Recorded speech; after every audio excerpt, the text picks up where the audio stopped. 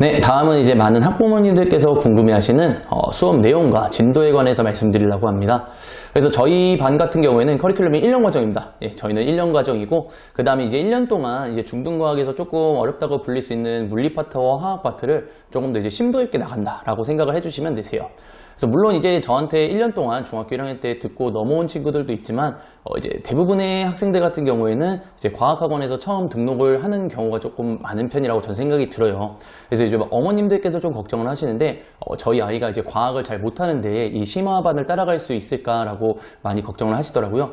제가 말씀드릴 수 있는 건 당연히 이제 저희가 심화반이지만 당연히 시작은 기초부터 차근차근 다지는 반으로 좀 시작을 할 겁니다.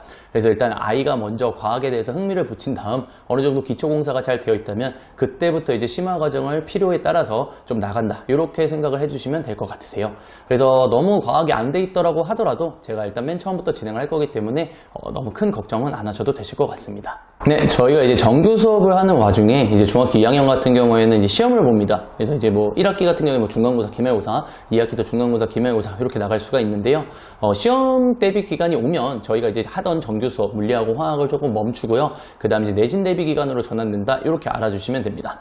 그래서 내신 대비 같은 경우에는 보통 저희가 넉넉하게 잡아서 5에서 6주 정도를 잡고 진행을 한다. 이렇게 알아주시면 되고요. 그리고 이제 학교들이 조금 다양한 경우가 있어요. 근데 이제 과학 같은 경우에는 뭐 영어나 수학처럼 반을 이제 따로 운영하지는 않습니다. 그래서 일단은 최대한 내신 대비 진도를 나갈 땐 아이들의 공통적인 단원이 있을 거예요. 그래서 공통적인 진도를 먼저 조사를 해서 그쪽부터 진도를 나가고요. 그 다음에 이제 학교들마다 이렇게 조금씩 튀는 범위들 같은 경우에는 제가 수업 시간 내에서 적절하게 분배하여 수업을 한다는 점 알아주시면 될 것 같습니다.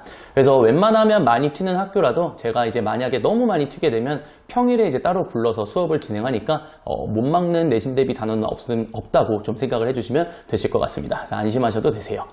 그리고 이제 제가 말씀드리고 싶은 게 가끔 이제 학교들마다 뭐 1학기 때는 중간고사를 안 보고 이제 기말고사만 보는 경우가 생겨요. 근데 이제 중간고사를 안 보더라도 그때 나가는 내용들이 기말고사에 포함될 확률이 너무나도 높습니다. 그래서 중간고사를 안 보는 학교에서도 저희가 중간고사 내신 대비 기간이 되면 그때 동안 학원에 보내주셔서 그때 내용을 착실하게 같이 배우고 그래야지 기말고사 때 제가 한 번 더 수업을 하더라도 훨씬 더 편하게 아이가 들을 수 있다는 점 참고해 주시면 될 것 같습니다. 다만 이제 제가 여담으로 좀 걱정이 되는 게 저희가 이제 내신 대비 기간이 되면은 조금 두꺼운 책으로 좀 이제 수업을 나가게 됩니다. 그래서 이제 개념이 들어있는 책은 아니고요. 이제 문제집이 가득 들어있는 책인데 문제가 많이 들어있는 책인데 그 양이 좀 많아요. 그래서 내신 대비 기간이 되면 평상시 정규 수업보다는 조금 더 숙제의 양이 한 2배 정도 증가한다는 점 일단은 알아주시면 될 것 같습니다. 그래서 아이들이 내신 대비 기간이 되면 조금 많이 힘들어합니다. 실제로 이제 저희가 거의 한 100문제 정도를 풀리기 때문에 숙제로서 물론 이제 아이들하고 이제 협의하에 조금 이렇게 줄여주긴 합니다. 줄여주긴 하지만 거의 이제 70에서 100문제 정도 푼다. 이렇게 생각을 해주시면 되세요. 그래서 이제 내신 대비 기간에 아이들이 좀 많이 힘들어하는 모습을 보일 텐데 어머님들께서는 그냥 아버님들께서는 그냥 이제 좀 응원을 해주시는 격려의 차원에서 좀 응원을 같이 해주시면 좀 감사드리겠습니다. 그래야지 아이들 성적을 조금 저희도 책임을 질 수 있으니까요. 네, 끝으로 말씀드리고 싶은 것은 보통 과학이라고 하는 과목이 이제 인식이 어떻게 되어 있냐면 단순한 이제 암기 과목이다 이렇게 인식이 많이 되어 있어요. 저도 거기에 대해서는 이제 완전히 부정하지 못합니다. 솔직히 말씀드리면 과학이란 과목 자체가 필수적으로 이제 암기를 해야 되는 부분도 좀 들어가 있는 건 사실입니다. 그러나 다만 제가 이제 말씀드리고 싶은 거는 이제 과학은 제가 생각할 때 원리하고 이해가 기본 베이스다 이렇게 말씀드리고 싶어요.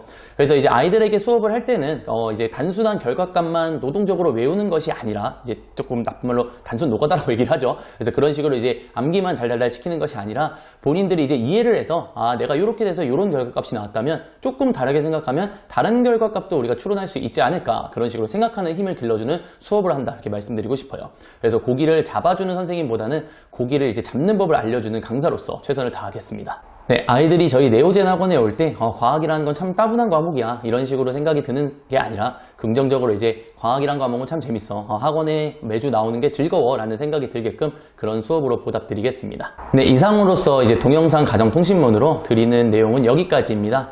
저는 네오젠 학원의 박세진 강사였고요. 네, 긴 영상 시청해 주셔서 감사드립니다.